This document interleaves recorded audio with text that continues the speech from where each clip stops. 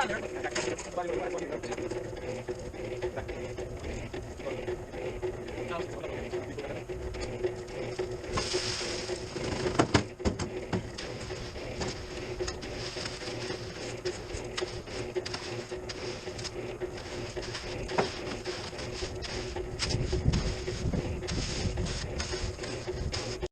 this is going to be a little quick cap on the concrete work that you're watching currently, or you just that you're going to watch or watching currently.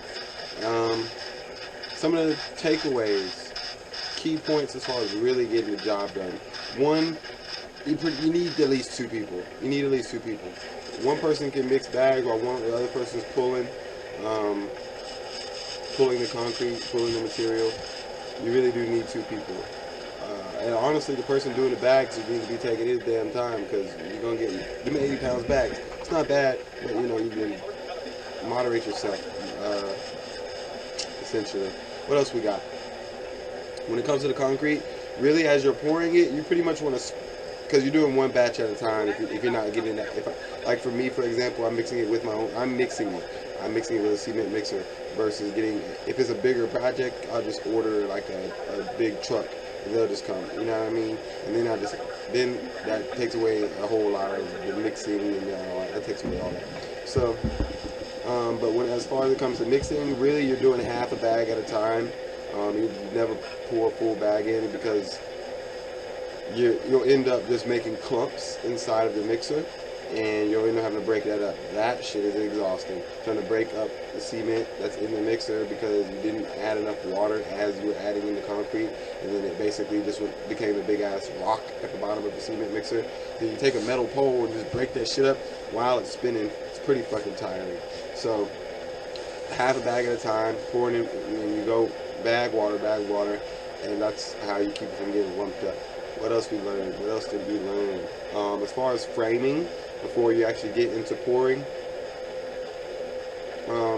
you really want to get the ground as level as possible. Obviously, that seems very obvious, but the reality is it doesn't necessarily have to be level. The main reason why, because if you pour the concrete is going to level itself out. But the main reason why I find it valuable to make sure that the ground is level is for calculating the amount of material you're going to need, because you calculate it via volume. And for example, if you're making a rectangle, a pad or something like that, then you're going to do length times width times height to get the volume, square footage or whatever, square inches, whatever you want to do. So if the ground has an angle, then your height is different at different areas. Your length and width might be the same, but the height is different. So you really want it, on average, it should be in most cases, I think regulation is 4 inches. I think regulation is 4 inches. Actually, it varies a little bit depending on what you're building. But I'm sticking with 4. I'm sure that's strong. I'm not gonna have no problems with that at all. Another thing when it comes to doing bigger projects, for this project it was about an 8x8. It was 96 inches by 102 inches. But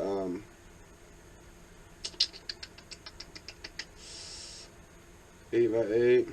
What was I about to say? Oh yeah, concrete does expand and contract with the heat and the cold. That's why concrete typically has, like, your driveway and stuff like that, always has lines cut into it, so that that is just areas where the material can stretch and then cool without. Because if you don't do that, depending on how big it is, it'll crack. It'll crack over time due to the weather, and that's not what you're looking for. You're looking for something that lasts as long as possible, especially if you're building on top of it, like a house or something. You know what I mean? That's a big one. Speaking of which, there's different ways to make those cuts. You can do it before the concrete is dry with like a groover, but I'd much rather do it with a saw. I'm pretty sure I can use a circular saw and get a concrete cutting blade for just a standard circular saw, and because it doesn't cut, but you're only cutting like half an inch or an inch max in depth. So I do need to invest in that. I'll have to swing by the store and pick one up. For a pad that I was doing 8x8, it's really not that necessary, unless I'm just dead wrong, which I'm pretty sure I'm not. But I would like to have done it. I would like to do it. And anything bigger than an 8x8, I'm definitely going to do it, honestly. 9x9, I'm definitely going to do it. But in this case, I didn't. Well, you can still do it. As soon as I get a saw blade, I can still cut it, honestly. So you do it after. But you can cut it like that when it's dry. What else did we learn? We learned a lot, man. We learned a lot. I learned a lot. I appreciate the homie Red for being ready for the opportunity, because that's all I needed somebody's help, and I just needed somebody. You know what I mean? I could have asked anybody. Most niggas ain't coming. Most niggas ain't coming. And the reality, I'm going to pay well. I pay well. It's all profit. I wouldn't be doing it if it wasn't profitable. Anything you do by yourself, you cut out all the middlemen. You cut out all the middlemen. Snip them motherfuckers out the way. Because as much as possible. You're not going to get all the way around it. Even running an LLC, I still got to pay taxes, you know what I mean, on my business and on my profit. So that's middleman. I still got to, they probably think they the upper man. Fuck them niggas. I just do it because I have to. But, yeah, man, anyway. Appreciate y'all. This is a great learning experience. I'm looking forward to more. You'll be seeing more. The next project I have lined up is going to be at my middle sister Jocelyn's house. She lives in Tallahassee. Trying to take a trip down there, no cap. A nice ass trip, because when the concrete's drying, then I'm going to have some good fucking. I'm going to have a good time. Ride my bike or go to a party, a club, hang out. I probably know some people. Actually, I do know some people in Tallahassee, but so I'm going. That shit is gonna be cool. This actually, I can show you some details, kind of how the process goes. You don't have to draw stuff out. I realized I just like to write stuff out. And some stuff you got to calculate, but you can, like, I could do this on my phone in an instant, basically, right? So I calculated. So I'm thinking for Jocelyn's pad, it's gonna be. It might be smaller than 10 by 10, or it might be not a square or a rectangle, but just on average, we got 10 foot by 10 foot, and we're a quarter of a foot, which is 4 inches. That'll give us our square foot. So we're looking at 33.5 square foot. The pad that I did right there was approximately,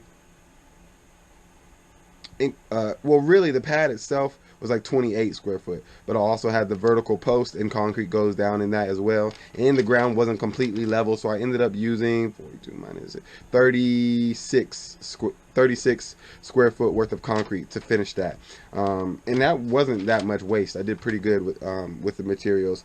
It was a little bit more than it will be next time, just because I'm better at it now, but yeah, which comes out to, so 33.5 square foot minimum, really.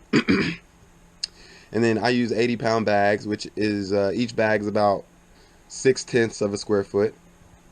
So that puts us at 56 bags. A pallet. I bought a pallet to do that, and which was 42 bags. So I still have 6. So that puts me at 48. I'll probably take those with me. I'll have to get some when I'm down there. But anyway, yeah. And the concrete's not that expensive.